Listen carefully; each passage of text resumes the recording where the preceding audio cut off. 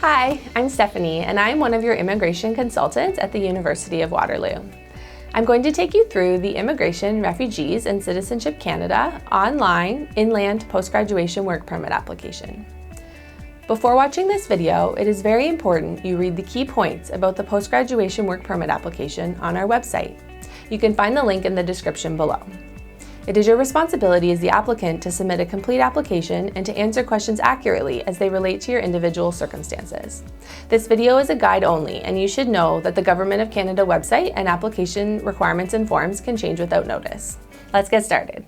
You are going to start by entering the Government of Canada's website into your browser, Canada.ca. Select English or French. In the drop-down menu, select Immigration and Citizenship, and then My Application. Then select Sign In or Create an Account. Sign into your account through a sign-in partner or a GC key user ID and password. If you haven't created your account yet, first watch our video on creating an IRCC account. You can find the link in the description. When you are in your online account, you will see your account's profile page.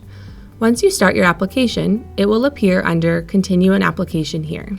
You don't have to complete your application all at once. You are able to log out and continue working on your application at a later time. Here you can see your submitted applications listed. Once you submit your application, you can continue to check the application status. Also, through the application status page, IRCC can send you messages about your submitted application and ask for additional documents. You are going to start a new application by selecting Apply to Come to Canada, even though you are already in Canada. All temporary residents' online applications start out the same way. At this point, you would not have a personal reference code, so under Determine Your Eligibility and Apply Online, you are going to select Visitor Visa, Study, and/or Work Permit. I am going to provide you some explanation of what the eligibility questionnaire is asking you. These question marks also provide extra information. If you are unsure about your answers to any part of this questionnaire, it is best if you consult with us. Remember that you can change your answers at any point before submitting your application. What would you like to do in Canada? If you are applying for a work permit, then you should select Work. How long are you planning to stay in Canada? A work permit is a temporary resident document and has a status expiry date. Even if you think someday you may stay in Canada long-term as a permanent resident, this question is asking how long you are planning to stay in relation to this application. Select that length of time. What country issued your passport? Select your country of citizenship on your passport, which may not necessarily be the same place where your passport was issued to you. What is your current country of residence? If you are currently in Canada, then your country of residence is Canada. This question dictates where your application will be processed. Do you have a family member who is a Canadian citizen or permanent resident and is 18 years or older?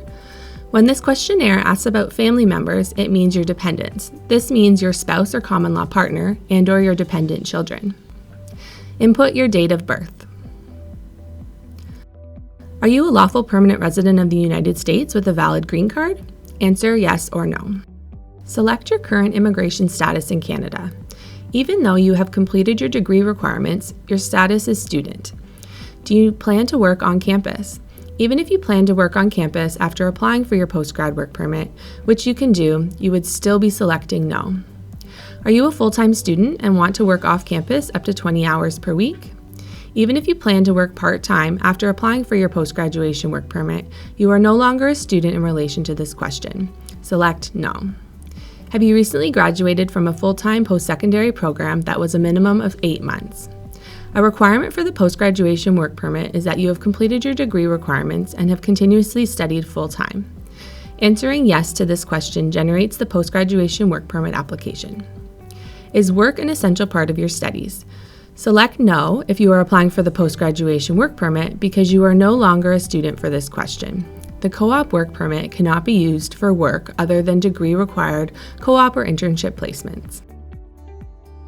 Have you applied for permanent residence and received an acknowledgement letter or notice of decision from IRCC? Answer yes or no. Have you submitted a permanent resident application in Canada? I know this question appears similar to the first one, but answer yes or no depending on your situation. Have you received a written job offer from an employer? A job offer is not required to apply for and receive this work permit. Specify your marital status and province of destination. Select the province you will be working in. If you don't know where that will be, you can specify the province you are currently living in, which is most likely Ontario because the University of Waterloo is in Ontario. Specifying Ontario here does not mean that you cannot work in other provinces with this work permit. On this page, you will want to select Post-graduation Work Permit in Canada to continue with the application. If you need to apply for a new Temporary Resident Visa, TRV, you need to apply for and receive the work permit first before applying for a TRV. Read the information on this page and click Continue. Which document have you received stating that you have completed all the requirements for your program? This application now requires the final transcript and the letter from educational institution. Very important information regarding these documents will be explained during the document checklist portion later on in this video. Have you had a medical exam performed by an IRCC authorized panel physician within the last 12 months? If you have had a medical exam done by a doctor for a previous Canadian document application in the 12 months before submitting this application, then you should select yes. If you have not, have you lived in a designated country for more than 6 months in the last year? Canada is not a designated country. If you have been outside of Canada for a total of more than 6 months in the last year, you should click on the question mark to check whether the country or countries you were in are on the list of designated countries. A medical exam is also required if you intend to work in one of the jobs listed. Do you want to submit an application for a family member? If you are also applying for or extending an open work permit or visitor record for a spouse or common law partner and/or a study permit or visitor record for a dependent child or children, you can find information about this on our website. Check for the link in the description. Are you giving someone access to your application? If you are submitting your own application, then you are not appointing a representative to apply on your behalf. International students have to pay the application fee. There are some exceptions, which are listed in the Immigration and Refugee Protection Regulations, Regulation 299, subsection 2. Scans or pictures of supporting documents are required for the application.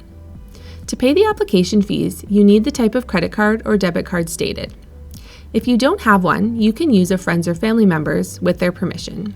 When you enter the card information when paying the application fee, you must input the cardholder's correct billing information. Review all your answers. You can change your answers at any point while completing your application. Take a screenshot or picture of your answers summary and keep in a secure place. Read the summary of steps in submitting an application and click Continue. Congratulations! You have gotten to your document checklist page. Next, I'm going to provide you with some explanation of the documents required for your application. The form you are filling out for this work permit application is IMM 5710, Application to Change Conditions, Extend My Stay, or Remain in Canada as a Worker. It is important to use the most up-to-date form, which may be newer than the form in this video. Always download the form right from your online applications document checklist. Never use old versions you have saved on your computer from a previous application. You have to right-click on the form name and click Save Link As to download the PDF file to your computer. You then have to right-click the file on your computer and select Open with Adobe Acrobat Reader. You can only open the form if you have Adobe Acrobat Reader on your computer. You can download the program for free online. We have provided the link in the description. I am going to provide an explanation of only some of the questions in this form. IRCC requires you fill out all of the mandatory fields, which are marked by an asterisk. You will see there are several fields to fill out. It is important to take your time reading and filling out the form. It is also very important that all information inputted to this form is accurate. If you are unsure about your answers to any part of this form, it is best if you consult with us. Question 1. Your UCI, Unique Client Identifier, is stated on your study permit. It is on the Temporary Resident Visa, TRV, as well. Question 3. You are looking to apply for a work permit for the first time or with a new employer, even if you have held another work permit before. Applying for restoration of status is when your study permit has already expired within the last 90 days. A temporary resident permit, TRP, is not the same as a temporary resident visa, TRV. Most international students are not going to have a TRP. If you are applying for restoration along with your work permit, or if you do have a TRP and have questions about this document, please come to the office to see an immigration consultant. Question 7. Under your current country of residence, the from date is asking for the date you first entered Canada for your studies, which is often the start date of your first study permit. This can include high school if you completed some or all of high school in Canada. The to date is the date your current study permit expires. National Identity Document. Do you have a national identity card for your home country? This does not mean your passport or a Canadian provincial ID. If yes, you must input the correct information. If your card has already expired, you can still enter the document number and country of issue. Are you a lawful permanent resident of the United States with a valid green card? If yes, you must input the required information. Contact information. Question 1. Approved work permits are mailed to you within Canada. It is important that your current mailing address is a secure location. Your mailing address and the place you are living, your residential address, can be different. Questions 3 to 6. You need to include a telephone number and email that you can be reached at. It is okay not to have an alternative phone number or fax number. Coming into Canada, questions 1 to 3.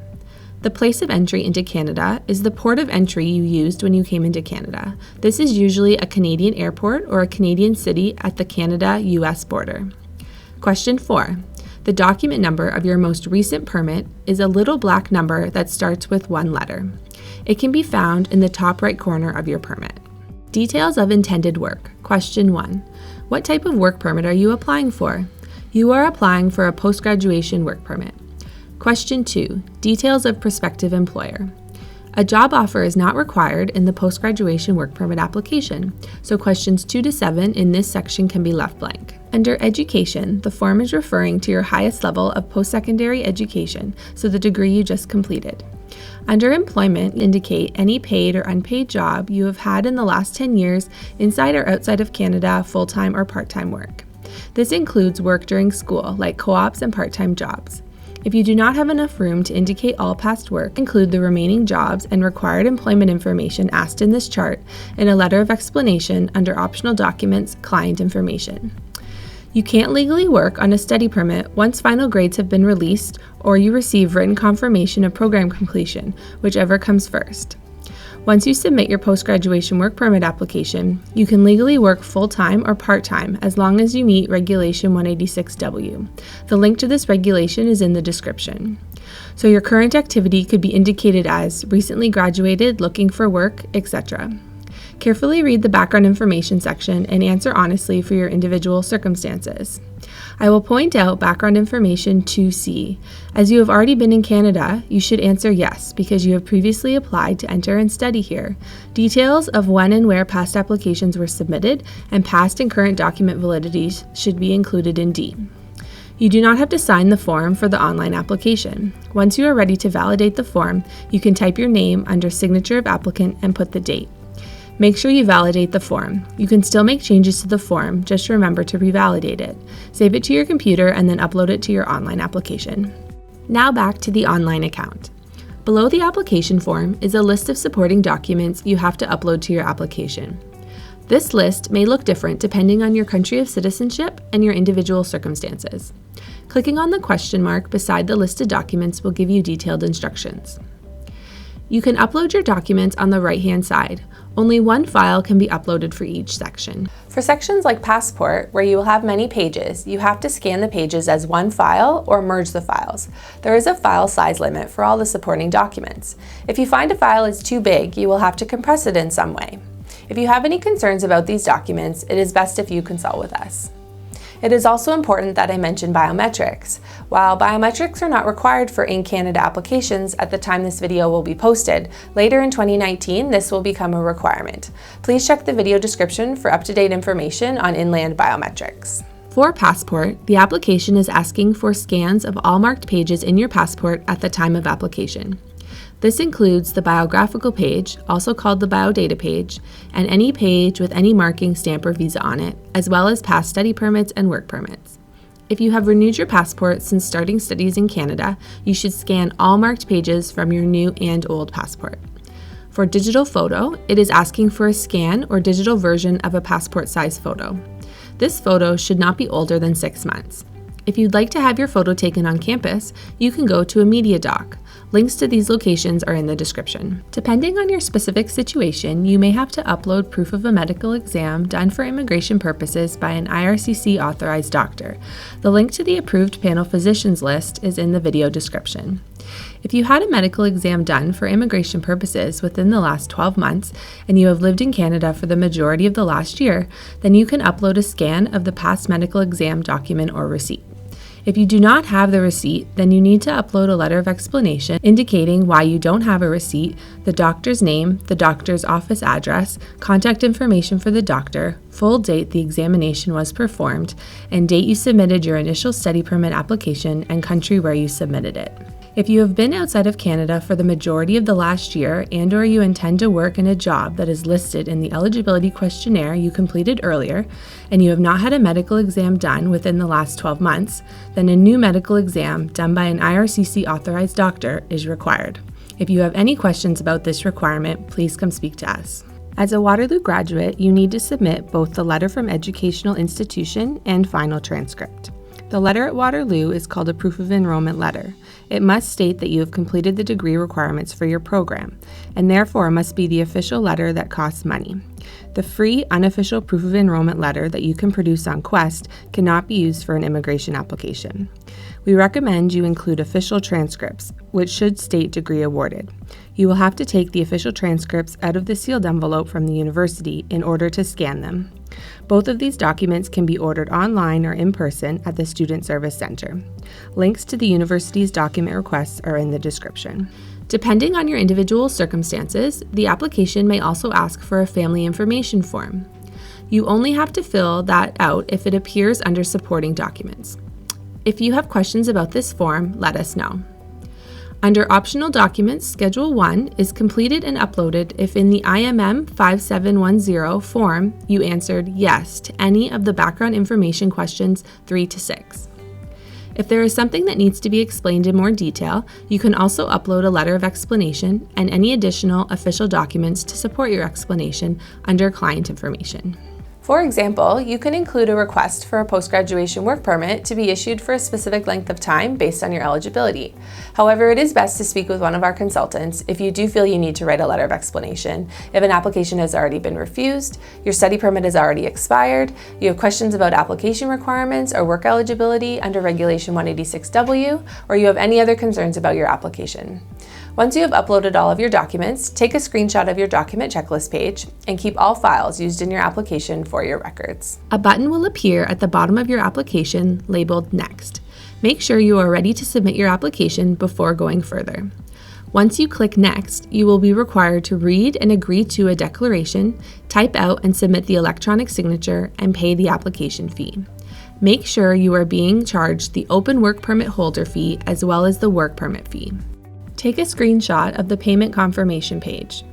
Once you submit your application, the application will appear under Applications You Submitted in your online account profile. On the application status page, download the submission confirmation and payment receipt and any future letters or messages received from IRCC. Thanks for watching, and remember, while we don't submit your application for you, if you have any questions or concerns, please discuss your application with an immigration consultant at Waterloo before you submit it.